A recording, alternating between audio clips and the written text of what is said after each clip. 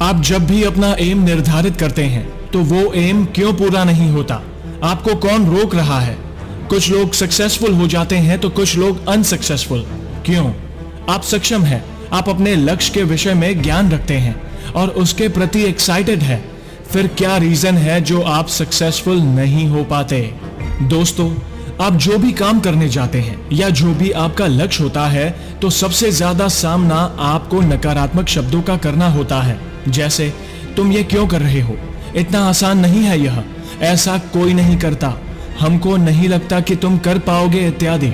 जिसको अपने ऊपर दृढ़ विश्वास होता है वो इन नकारात्मक बातों को भी सकारात्मक नजरिए से लेता है, और दूसरी ओर जो इन बातों से प्रभावित होता है दृढ़ विश्वास की कमी के कारण भय से लक्ष्य को त्याग देता है और असफल हो जाता है।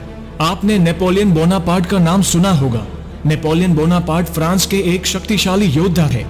एक बार बहुत ही महत्वपूर्ण युद्ध के लिए उन्हें एल्प्स पर्वत पार करना था। एल्प्स पर्वत को पार करना वास्तव में कठिन था, ऐसा सभी सैनिकों ने सुन रखा था। इस कारण उनकी सेना भी काफी घबराई हुई थी, पर नेपोलियन अपने इरादे में अडिग थे और उन्होंने अपने सैनिकों को आदेश दिया कि हम एल्प्स पर्वत पार करेंगे।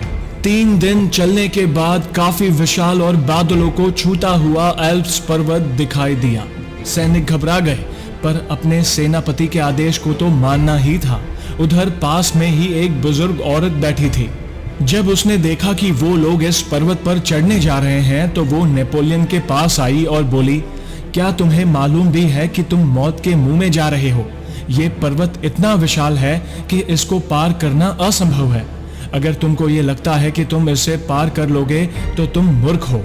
जो भी गया वो वापस नहीं आया। अगर तुम अपनी जिंदगी से प्यार करते हो तो वापस चले जाओ।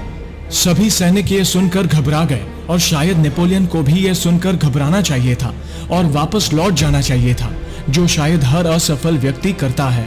लेकिन नेपोलियन ना भयभीत हुए और ना ही नाराज, बल्कि बुजुर्ग औरत से बोले कि आपने मेरा उत्साह और बढ़ा दिया है, आपने मुझे और ज्यादा प्रेरित कर दिया है। अगर मैं जिंदा वापस आया तो आप मेरी जय जयकार करना, और अपना हीरे का हार उतारकर उस बुजुर्ग औरत को दे दिया। दोस्तों, नेपोलियन को कौन रोक रहा था?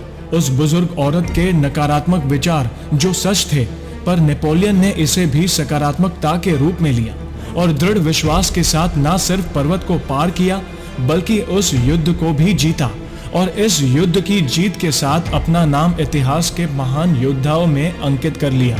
दोस्तों, आप चाहे या ना चाहे नकारात्मक बातों का सामना आपको करना पड़ेगा, पर जो अपने लक्ष्य पर अडिग रहता है वो इन नकारात्मक बातों को भी सकारात्मक दृष्टि से देखता है।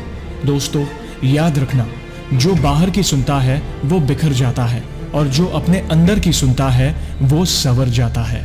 दोस्तों, वीडियो अच्छी लगी हो तो लाइक, नए हो तो सब्सक्राइब और इंस्टा पे हो तो फॉलो जरूर करें। लिंक डिस्क्रिप्शन में दी गई है। धन्यवाद।